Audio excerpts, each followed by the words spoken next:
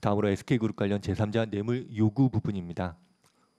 이 부분 공사실의 요지는 피고인이 최서원과 공모하여 피고인의 직무에 관하여 SK그룹 최태원 회장으로부터 부정한 청탁을 받고 최태원 등으로 하여금 제3자인 WK의 4억 원, K스포츠재단의 35억 원, 비덱스포츠의 50억 원 등 총 89억 원을 공여하라고 요구했다는 내용입니다.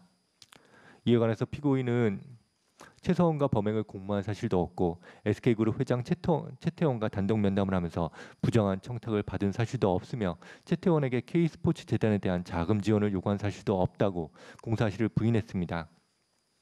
먼저 피고인 안종범 그리고 최태원 등 SK 관계자들의 진술, 안종범 수첩 등을 종합해보면 피고인이 2016년 2월 16일 최태원과 단독 면담을 하면서 K스포츠재단 그리고 가이드러너 사업에 대해서 지원을 요구하고 그로부터 일주일이 지난 2016년 2월 23일 안종범을 통해서 관련 문건을 SK그룹 측에 전달한 사실이 인정됩니다. 피고인 스스로도 수사기관에서 최태원과 단독 면담을 할 당시 K스포츠재단에 대한 협조를 구하고 가이드러너 사업에 대해서 지원을 요청한 사실은 있다고 인정을 한 바 있습니다.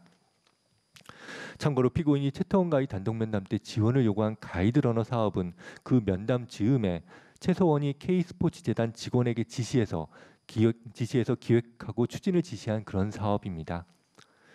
또한 최태원과 피고인, 그다음에 안종범 등의 진술과 SK그룹에서 단독 면담을 위해서 준비한 자료, 그다음에 청와대 경제수석실에서 작성한 대통령 말씀 자료 등에 의하면 최태원이 단독 면담 자리에서 피고인에게 자신의 동생의 가석방, 워커힐 면세점 특허 취득 문제, 그다음에 CJ 헬로비전 M&A 등 SK그룹의 현안에 대해서 피고인에게 이야기한 사실도 인정이 됩니다.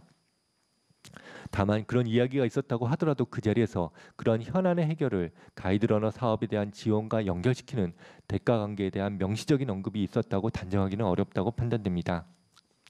그러나 피고인은 단독 면담 이전에 이미 여러 차례 보고를 받거나 현안에 관한 지시를 하는 등 워커힐 면세점 특허 문제, 그다음에 CJ 헬로비전 M&A 문제와 관련된 SK그룹의 현안에 대해서 피고인은 명확히 인식하고 있었음이 분명하고 단독 면담을 통해 SK그룹의 위 세 가지 현안에 대해 보다 명확하게 인식하게 되었다고 판단됩니다.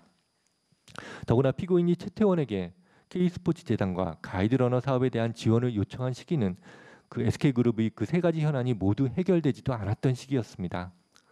이처럼 피고인이 SK그룹의 현안과 그에 관해 SK그룹이 대통령인 자신의 도움을 필요로 하는 상황이라는 점을 분명하게 인식하고 있는 상태에서 단독 면담을 하면서 피고인은 최태원에게 가이드러너 사업에 대한 지원을 요구한 이상 피고인에게는 그 지원 요구가 피고인의 직무집행과 대가 관계가 있다는 점에 대한 인식이 있었다고 볼 수밖에 없습니다.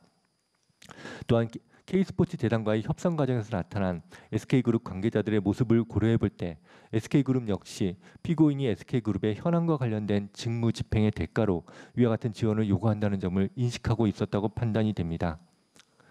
또한 단독 면담 후 피고인과 안종범을 통해 SK그룹에 전달된 가이드러너, 연구 용역 제안서 등이 있는데 이 제안서 등은 모두 최서원의 지시에 따라서 K스포츠재단 직원이 작성한 것이었던 점, SK그룹 관계자들을 만나 지원 협상을 한 K스포츠재단 임직원들도 모두 최서원이 SK그룹과 이야기가 다 되어 있으니까 SK그룹 관계자들을 만나서 지원을 요청하면 돈을 줄 것이다 이렇게 말을 했다고 일치하여 진술한 점, 이런 재반 사정을 종합해 보면 피고인과 최서원의 공모 관계 역시 충분히 인정할 수 있다고 판단이 됩니다. 결국 이 부분 공사실을 부인하는 피고인의 주장은 받아들일 수 없고 피고인에 대한 이 부분 공사실 역시 모두 유죄로 인정하겠습니다.